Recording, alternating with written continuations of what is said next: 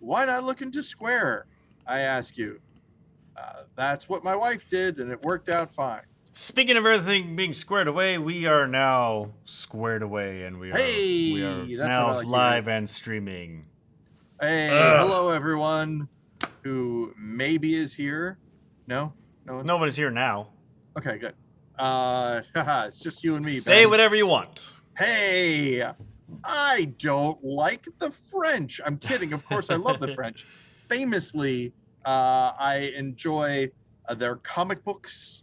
Are the French the From the last people that we can 1980s. safely just like make fun of without it being insulting Absolutely not. or problematic? Absolutely not. It will always and forever be the Norwegian people. Or no, the Swiss people. I'm sorry. Kids in the hall, sick of the Swiss. Well, apparently Finland doesn't exist, so we can make fun of them. I love Finland so much, Ben, and you know this about me. I am 0.6% Finnish, and I couldn't be happier. I did not know that. Yes, it is true. 0.6%, almost not worth mentioning, but It's not going to make you go all Finnish on us and adopt your Finnish culture, your Finnish heritage. I enjoy Finnish licorice so much. I liked it even before I knew about that pesky 0.6%. Pesky, because of fish. I guess that'd be pisca. I'm trying to make a yes, there we go. There's no such thing as a fish. Now we know that. I thought birds aren't real. Are fish not real birds either? Aren't real. Did I mention that I know the guy? Artificial submarine drones? I know the guy who did all of the birds. The entity that did all the birds. All the birds. All the birds is. It's a monologue, a small monologue that kind of fed into the birds aren't real thing. I used to do it by heart. I'm not going to do it here because I don't know if I'd be able to stick the landing on it. You definitely want to be able to stick the landing. But that person's name is Kendrick. Also goes Lamar. by Kendo. Kendo Makes Films is their handle on most social media platforms, and involved in one of my favorite actual play entities, which is Tales Yet Told. Right now they are doing the game, oh god, what's it called? It's a pirate game powered by the apocalypse. Rapscallion is the name of it, and it's a great game, and they're fun people who are running it. Is I think part of the Be Gay Roll Dice network, and it's really good. Again, don't like doing actual plays, but I do like listening to them. So, how far are you along in Ted Lasso? Oh, okay. So, I believe what has just happened is, so I'm in the middle of an episode, where Ted is going to meet the Milk Sisters, and it turns out that instead, the dastardly ex-husband of the owner has become the minority shareholder through his girlfriend. So deep into Jessica. season 2. Is that season 2? I believe it is.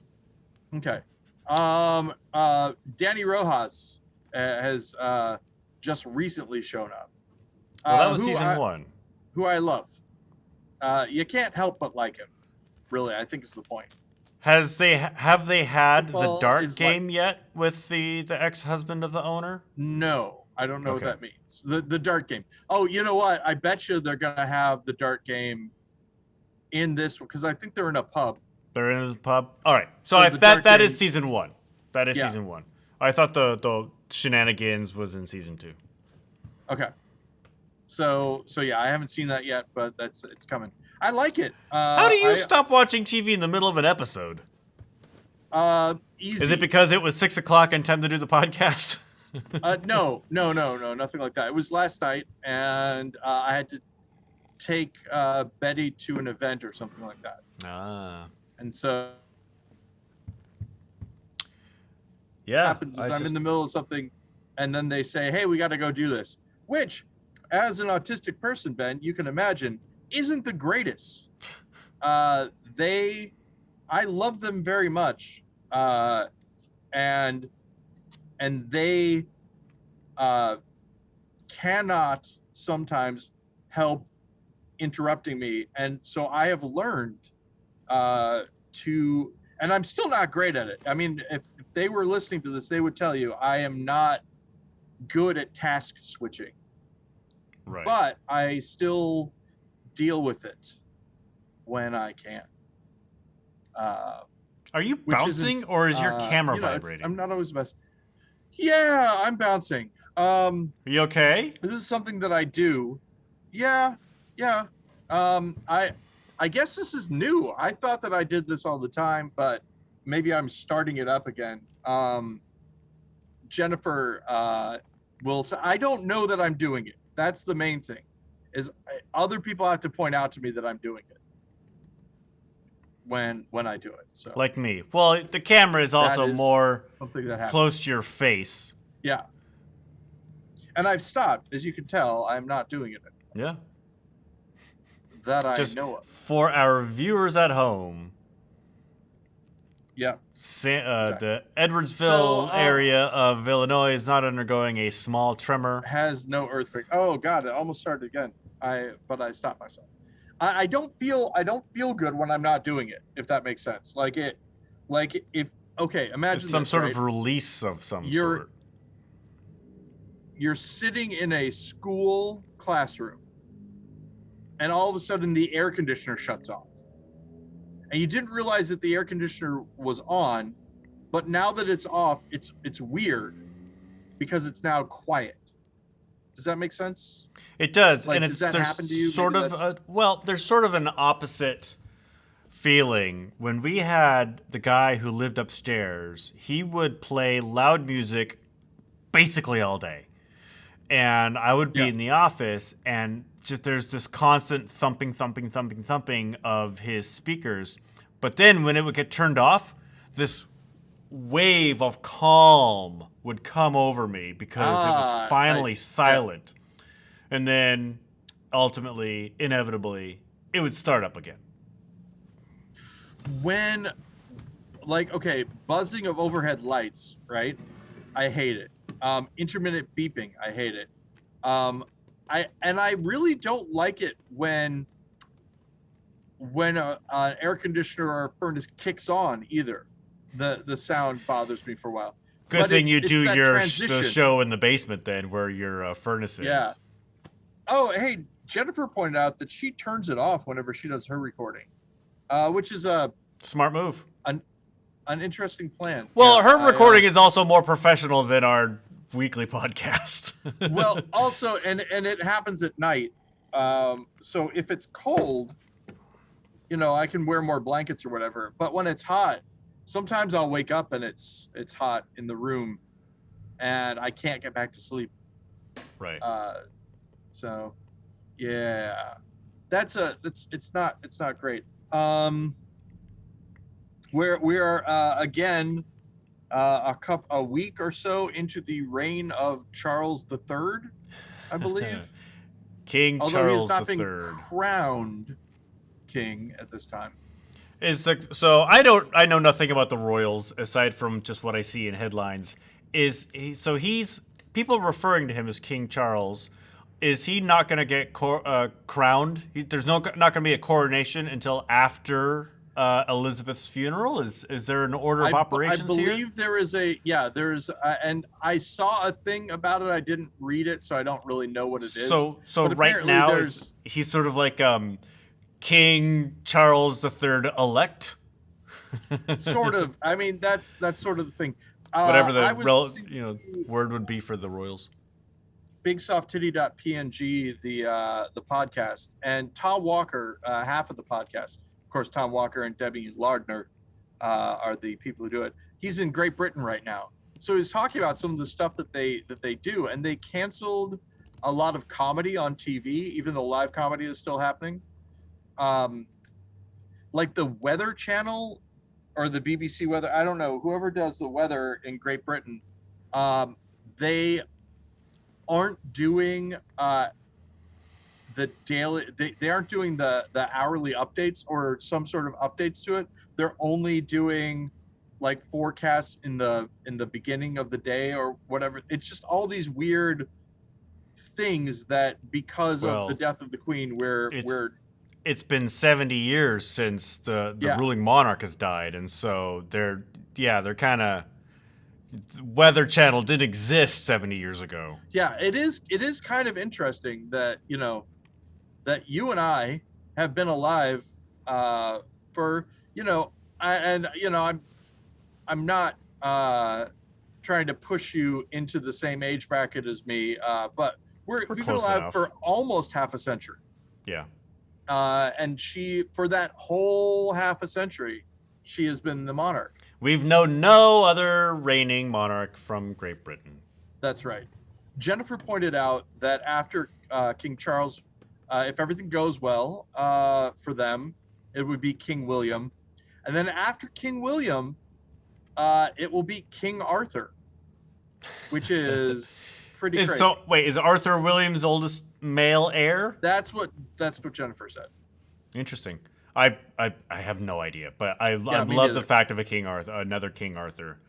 I remember, so Ronald Reagan was the very first president that I remember. Like, I was born in 76. Carter was elected in 76, but I didn't know who he was before Reagan was elected. But when George H.W. Bush won the election in, what was that, 88? No, 88.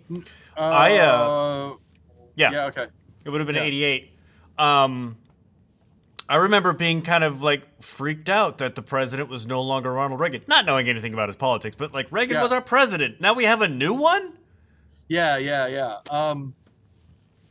I remember when I went to college, somebody had, it was when I went to college and I moved out of the dorms in 1992.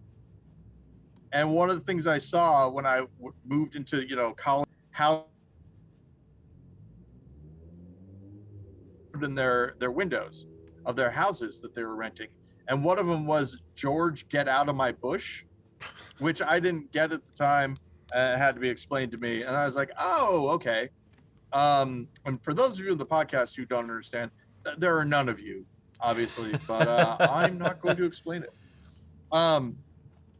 But the thing is that was the year that I met Henry Winkler. You met Al Henry Gore Winkler? I met Henry Winkler. Yeah, was one of my first like main celebrities that I ever met. We were walking down the street. It was me. Troy Lund was with me, and we saw Henry Winkler, and he said, "You guys have to go and see Al Gore. He's speaking at the Quad." This was 92? Like, okay, so we went. Yeah. So we went and saw Al Gore speaking at the Quad, you know, stumping for Clinton and some local politicians. Because he was the vice president candidate. Yeah, exactly. But one of the things is that Troy has had a song that his band Saint Monday did called Fonzie. And so we mentioned that to him, and he got a kick out of it.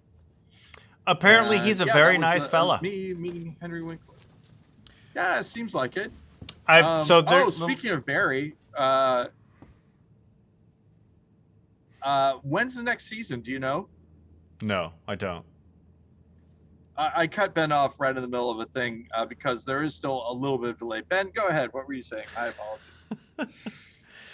Let's do this again. Oh, okay. 1, 2, 3. Oh no! I think it's me. I've had some. It must be you. It is me. I've had some internet issues here, and where YouTube is like, you are offline. So I've been having a lot of intermittent internet cutouts, and it's messing with our lag. Nothing really I can do about that, I'm afraid to say. But I will say this: we have done the correct troubleshooting thing. I have completely fixed my connection so that we know now where the issue is. And surprisingly enough, I mean, and here's the thing, I want to make this clear. When we had the horrible lag, it was both of us. Yeah. So, you know. Well, it could have been just you. Still exists. But it was probably both of so. us. Yeah, I don't know what's going on. I mean, it's just like the internet here has been pretty solid for a long time, but now just today in the last 26 minutes, the internet here has dropped 3 times. And what kind of internet do you have? We have like what kind do you mean? Like DSL or fiber or cable? I don't know the specifics. But when it all runs perfectly, it's, you know, I get like 500 symmetrical. Some types of internet, my understanding is, and I could have been lied to by people, so take this with a grain of salt, but I believe it. Some types of internet get, and not throttled by the company, but actually just by usage, slow down when a lot of people are using it at one time. Yeah, I don't know what's going on. Apparently, fiber optic doesn't work that way, but we've got a few events coming up here at the shop, and I'm wondering if I'm gonna have to deal with that. Of course, these events that they're not gonna have Zoom involved, so maybe I won't even worry about it. Anyway, Henry Winkler, nicest fella in Hollywood. The other nice fella. Can you guess who the other nicest guy in Hollywood is? I have heard that it's Keanu Reeves. That's not who I was. That's not who I'm talking about, though. Another nicest guy in Hollywood. Willem Dafoe. Wouldn't surprise me. Tom Hanks. Oh, of course. So I should have guessed. Apparently, there are 2 people in Hollywood who hate each other. Do you know who they are? Are they Henry Winkler and Tom Hanks? I've heard that they don't get along. That's really funny. And the reason I hear that is all due to the movie Turner and Hooch. Interesting.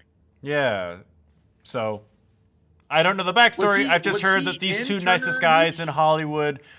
Tom Hanks was in it. Henry Winkler was directing it. Oh, well, there you go. There you go. Yeah. So, again, it's just Hollywood rumors. Maybe it's something, maybe they're best friends and they decided to put out this rumor just to mess with people. That wouldn't surprise me at all. I have like if I started telling everybody that you and I we can't stand each other, but we still do this to keep up appearances. Yeah. Ben and I when we're off screen, when we aren't on stage, Ben and I we go. That would be a nice rumor, Ben. We just go our separate ways and we don't talk to each other. We only show up to do the shows, and then we're like Penn and Teller of performance. I was going to say that's the Penn and Teller thing. Yeah. Here's something that I thought was interesting. I was invested or am invested somewhat in my sort of reputation as being a nice person. Yeah. And it was pointed out to me by, and I'm not going to say by who, that they aren't sure that that's my reputation. That I might feel like I come off as a nice person, but I am reliable. And I want to say also, the person who told me this isn't a theater thing. This is a, work and life thing. Like, I'm reliable and I'm polite, but you're not when nice. It comes to my father's in the hospital, I might go, oh, and then you know, I don't have a lot of I don't have a bedside manner really, Right. which I think is true when I examine my life.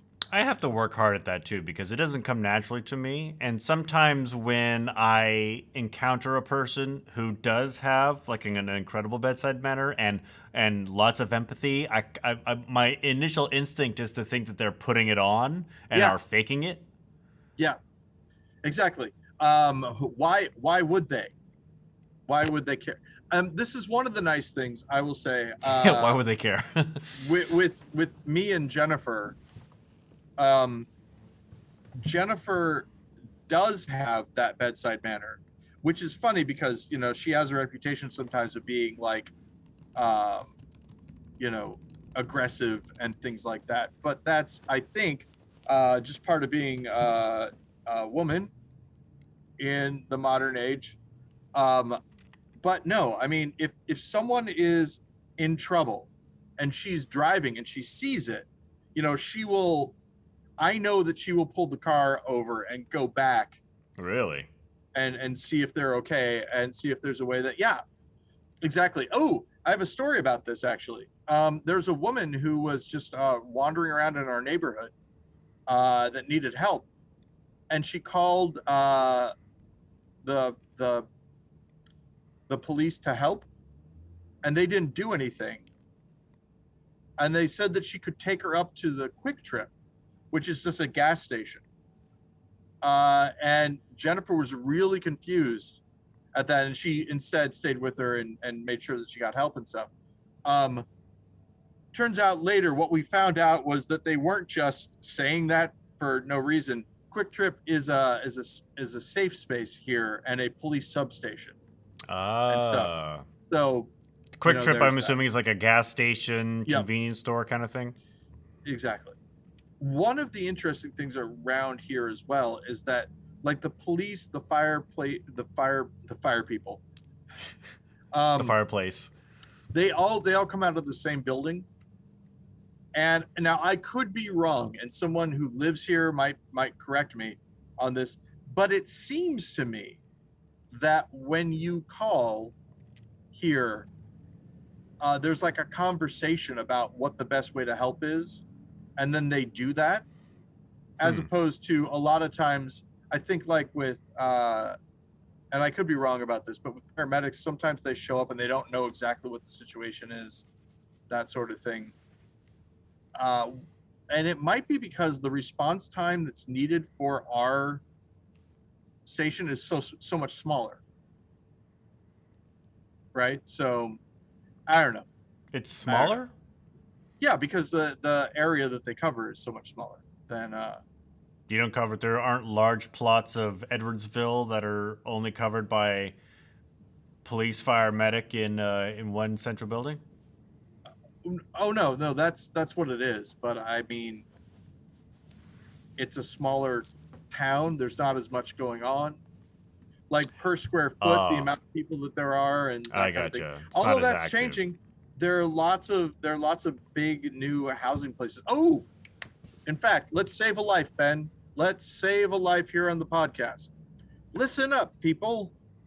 If you are working in what is known as a vault or just a big hole in the ground, you should always have a buddy with you that's outside the hole.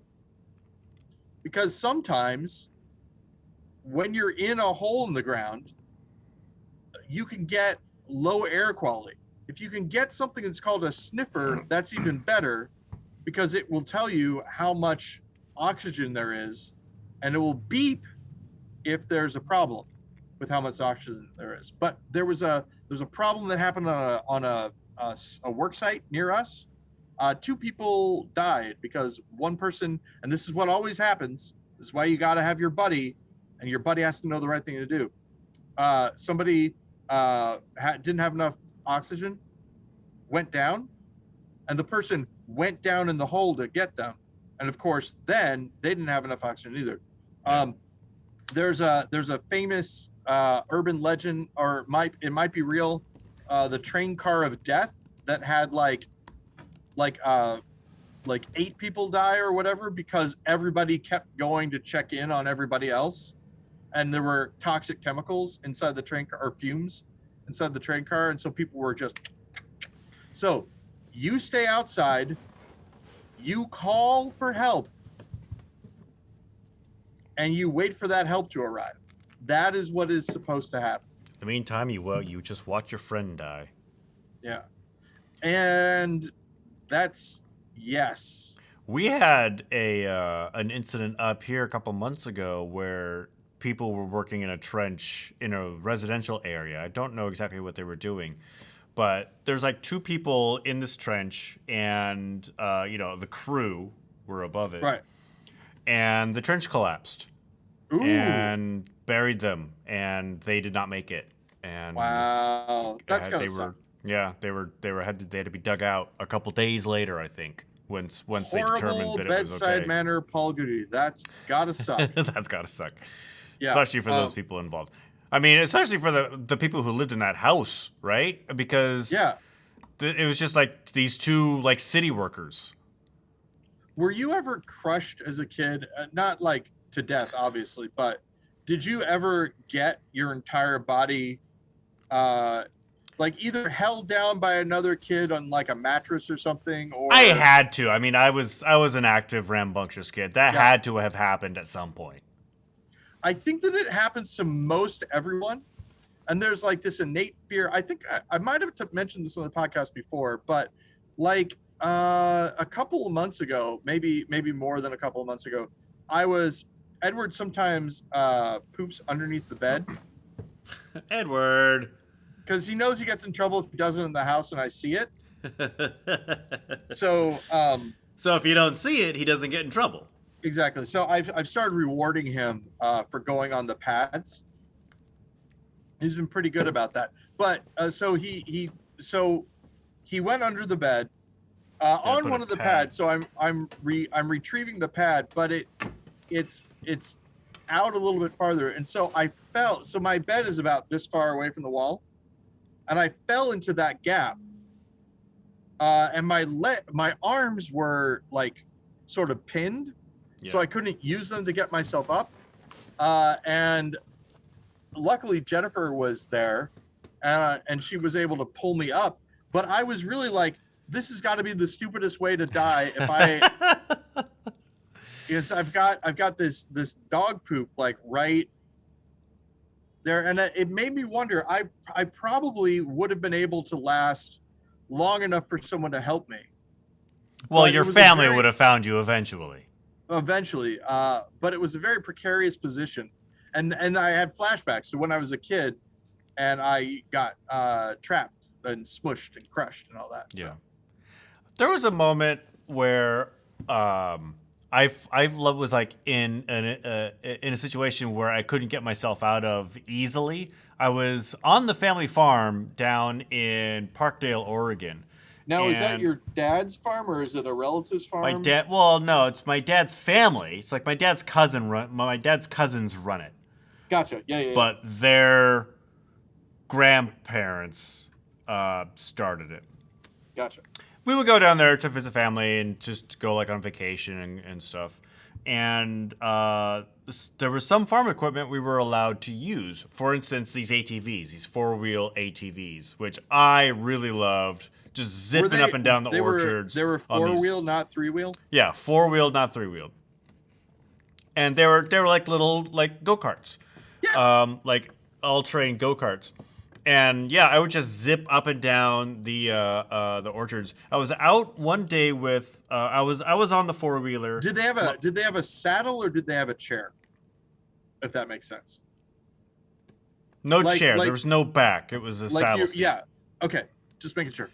And my sister and her husband were on this tractor, and and we were like, just like staying together. I zip ahead, and I'm turning around. And as I'm turning around, I don't think I tip a little bit, but I get enough to where I put my foot down, and I'm still going forward, and my foot gets dragged back, and it gets pinned underneath the back wheel. So I am actually I'm still holding onto the handlebars. My right foot is underneath the back wheel, and I'm stuck. And the thing is still on. I'm like, and part of me is like next to the hot engine, and as I'm getting pulled back by the wheel, my hand is throttling up because I'm holding on to the handlebars, which is where the throttle is. And I thought, this is I'm gonna be found like this, and it's gonna be super embarrassing. Yeah. But I was able to, like, after a couple moments, able to like wiggle myself free, jump right back on, and right when I jumped right back on, my sister and her husband crest this hill in this slow tractor, and they're like, "Hey, how's it going?" And I'm like, "I'm fine," and then just go on about our day. Wow. I had a go-kart when I was a kid.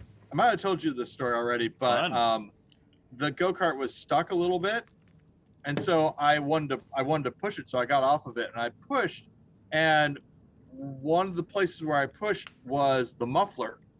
Ooh. Which was a circle with holes in it. Yeah. And so just like in Indiana Jones, I had for a while that circle with holes in it on my hand, and then it blistered up like crazy. And I would stick it with a pin and like push stuff out of it. And I remember I got in trouble by my dad because I was at Sears, and I got a whole bunch of that clear blister fluid on the counter, on the glass counter. And I was like, they didn't see it. That's fine. Disgusting. Yeah, horrible. But yeah, so hey, Ben. Hey, Paul. I'm going to ask you if you know a follow-up to a news story that I just partially heard. Okay. This is from Jennifer. So this is Ben going to guess the news, but I'm asking you about it because I don't know what came next. What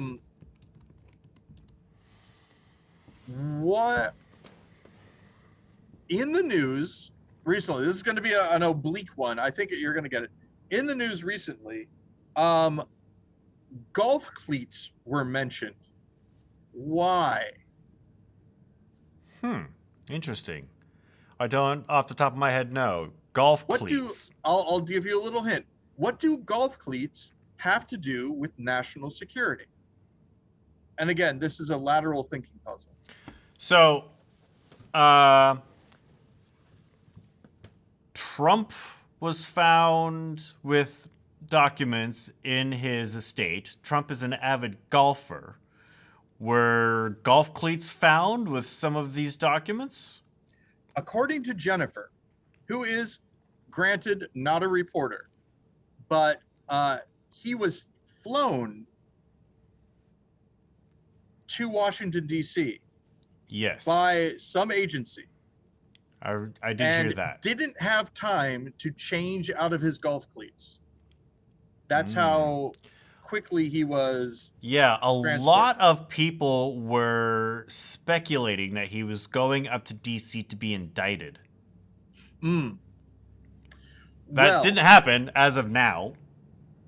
Okay, I'm going to do another oblique one.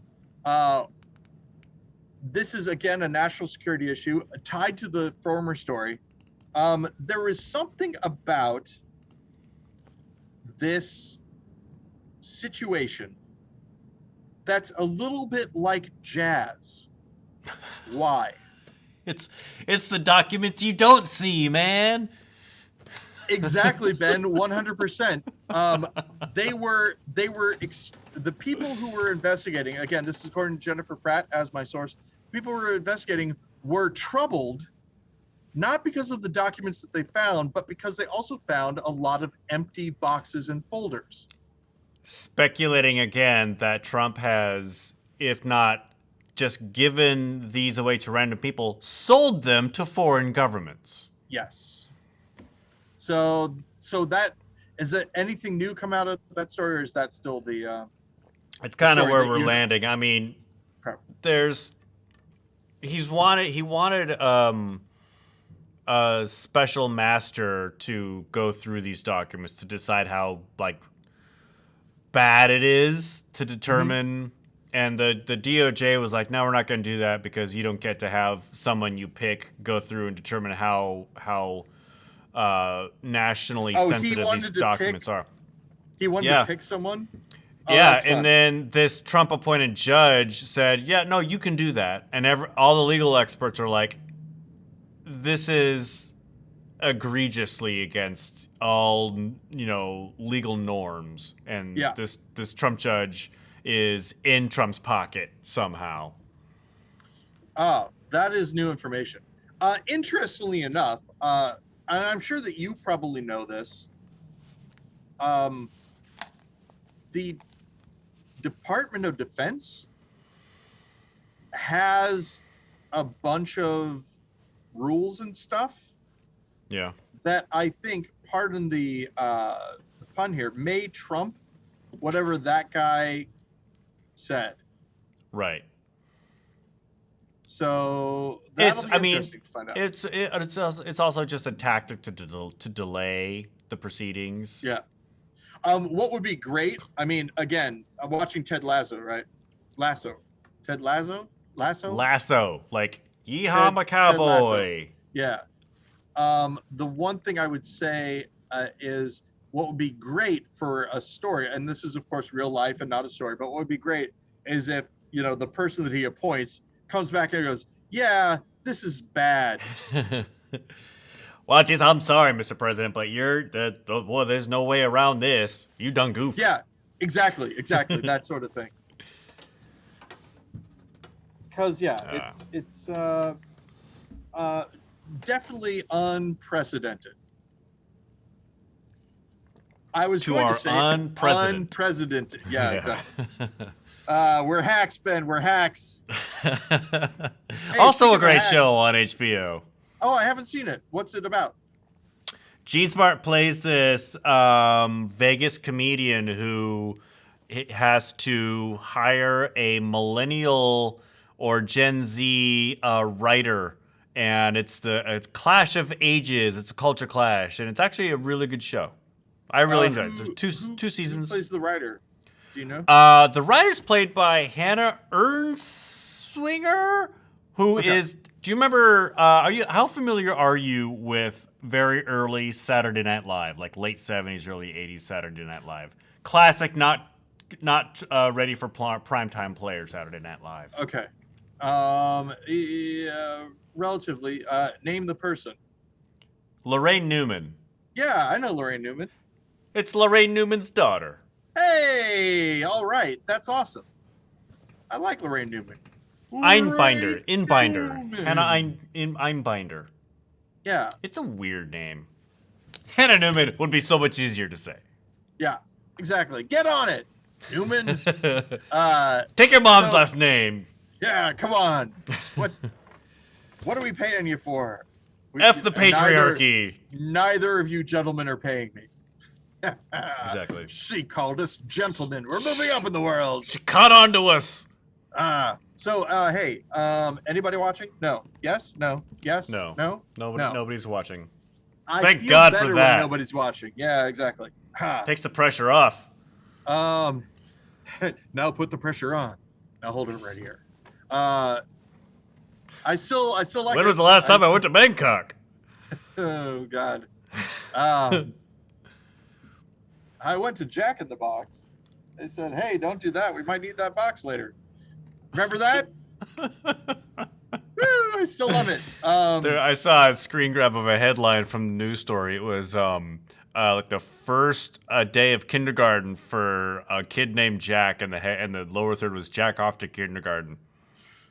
No, it might have been photoshopped. It might have been photoshopped. You remember what it was posted? It was posted to Reddit, and the headline was somebody's going to get fired.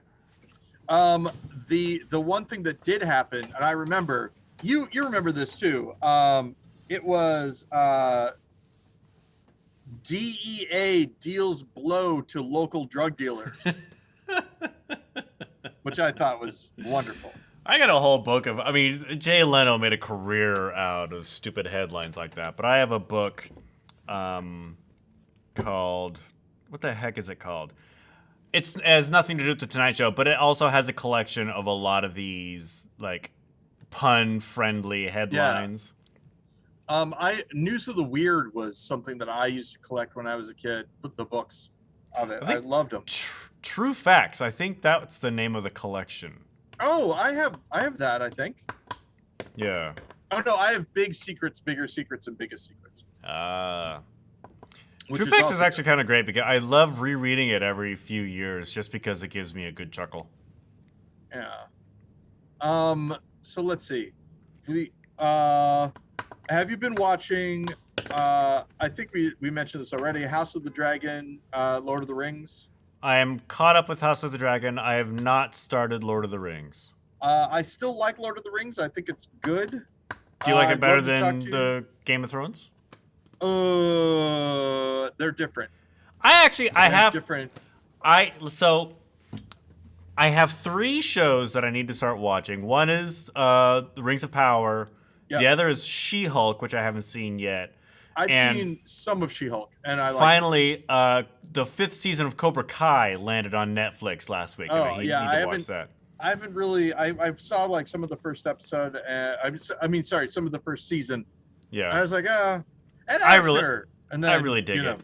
But there was not last night, but the night before last, I actually had some time to sit down and watch TV, and I'm like, oh, what TV am I going to start watching? I ended up not watching either of those shows. I ended up watching this Roland Emmerich movie called Moonfall. Have you heard of this? I have, but I haven't seen anything. It is ridiculous disaster porn. No, it's terrible. Okay. And it looks awful, too. It's like some of these scenes look like video game cut screens. That's too bad. Cut scenes. But for whatever reason, I just felt the need to watch it. Patrick Wilson's in it. Patrick Wilson, as you know, played Night Owl in the Zack Snyder Watchmen movie. Patrick Wilson also in Angels in America. Sinister, or one of those. He's in one of those horror franchises. I don't know. Okay, so what I wanted to tell you is House of the Dragon. You know, the princess, what's her name? Rhaenyra. Princess Rhaenyra. So I was like, who's the actor playing her? And I looked her up. I'm like, wow, you bleach out someone's hair and they look totally different. And then I realized, okay, that doesn't change their bone structure. And what it is that the person that we're watching right now is Princess Rhaenyra, is the young Princess Rhaenyra, who is going to be replaced by the actual Princess Rhaenyra, who we haven't seen yet. Yeah, it's weird because I keep getting served these ads for House of the Dragon, which obviously have the older Princess Rhaenyra in the ad. And I'm like, why are you spoiling this actress's appearance on this show? Yeah. And you know, the dumb show, Ben, we've talked about this maybe a little bit. The dumb show and the trailer are very similar. That we don't do dumb shows anymore. It would be kind of interesting. Ben, if we ever end up writing a movie, we could do that. That the first 5 minutes of the movie is all of the movie with puppets. Just to let people figure out if they want to stick around for the rest of it. Also, I didn't say anything back to Steve McCandless. He sent me this website that has prompts that you can use. You can add prompts or whatever for AI generated stuff. The thing is, I thought you were gonna say he sent you prompts for things to talk about on the podcast. No, yeah, I'll do it. Steven, hit me up. We'll make it happen. But the thing that I've been doing, well, I mentioned this already. I've been using a lot of images. Instead. But the thing that I've been doing is that if you vote on images, and I've been voting on a lot of images, if you vote on them, they give you free hours, right? So you get 30 hours. Does this normally cost money? Like, do you have to pay for Midjourney? you have, yeah, okay, so this is, let me be 100% clear on this. Yes, but it is something that I would pay for. When I said that I wasn't going to pay for it, I didn't realize how useful and fun it is. And so I was like, I'm not going to pay for it. As soon as I started using it, right? Because you have a thing where you can pay $10 a month and you get like 20 hours, or not 20 hours, 200 hours, something like that. No, Like 200 AOL. minutes. 200 minutes, like AOL, exactly like AOL. Same model, basically. And once I did that, I switched to the $30 a month plan, which is a lot, right? And I wouldn't pay it for like Photoshop and things like that, but the quality of images that I'm getting out of it are worth it to me. The one thing that is still interesting is, because they're a public model, right? And it makes sense because they're using all of us to refine their platform, and I'm paying them to do that. The difference between them and some other places is if I vote on stuff, if I say I like this image, I don't like this image, and all that, which helps their algorithm learn to know what I like, and then Using you as a standard human model. No. See, this is the important thing. Using me as a me model, crafting a specific style for me, so that when I type stuff in, it makes stuff that looks like what I want. Ah, okay. Specifically, that's their goal. Their end goal is to have each of their users have a unique. You're only voting on your stuff. No, I'm voting on other people's stuff as well. Oh. But if this makes sense, me voting on their stuff, and this is why, everything is public. There are no private images. Unless you pay, like you can pay extra to have private images, but normally you don't. Everybody Then you can votes. make your porn images. No, you can't, because the moderators still look at it. They should. Just set it as private. And might set it up right. Oh, people get real mad. Yeah, I bet. I'm paying $80 a month. How come I can't make my crush from high school have a naked body? Have I talked to you about this already? Maybe I've already talked about it on the podcast, but there's nothing bleaker, Ben, than and they actually have a barf emoji for this. Nothing bleaker than hitting the prompts that someone has written when they're trying desperately to get past the word filters, so that they can make porn. Yeah. But it's mischievous, smirking, Girl Scout, huge chest, large bra, having fun with other friends, and everyone in rain, wet milk, and like just so a horrible series of things. And what is great is that this engine that comes up with wonderful, realistic, crazy fantasy images, because of the twisted, like fractured prose that they use trying to get this in, comes up with a horrific monstrosity that Cronenberg-esque monster. Like a Cronenberg-esque, Cthulhu-esque monster. Yeah. And I'm like, this is actually a good image. I want to vote good on it because it's great. It's not what the original person wanted, and it's probably not what they want on their platform, but it's still kind of great, which is why, like I said, I use images to try to create. And what you do is you get two disparate things and put them together, and your brain just looks at it and goes, weird. So, grass clippings and a hydroelectric dam, put them together, and it's a nightmare hellscape of this weird industrial bio plant thing. I'm going on and you're trying to talk. I'm sorry. Somewhere out there, if it doesn't exist already, will exist soon, is a mid-journey for porn. Oh yeah, whoever does it is going to make a lot of money and get sued. Both. But in the meantime, they'll be able to make a lot of money to defend themselves against these lawsuits. Yeah. Well, here's the thing. Or escape to the Bahamas or something. I will call it now, Ben. It's September 16th, 2022. That company is going to be Pornhub. They already have experience with moderating this kind of stuff, and they have the money, and all they need is to hire some AI programmers, and they'll be all set. I think it'll happen. Because there are, even in today, this year starts with a 2, to borrow a phrase from Paul F. Tompkins, people still pay for porn these days. And here's the thing about it. The reason that they're going to succeed is because people will say, hey, I'm not making porn. I don't like the other censorship that these people, like, I can't, like, for instance, blood is a word that you can't use in Midjourney, because they also want to try to stop gore from happening. Right. So someone will say, I just want it for my D&D campaign, and I want to be able to show blood. I personally, as a DM, do not need to show blood to my players, and would feel maybe a little bit weird showing them like the horrible, shocking things.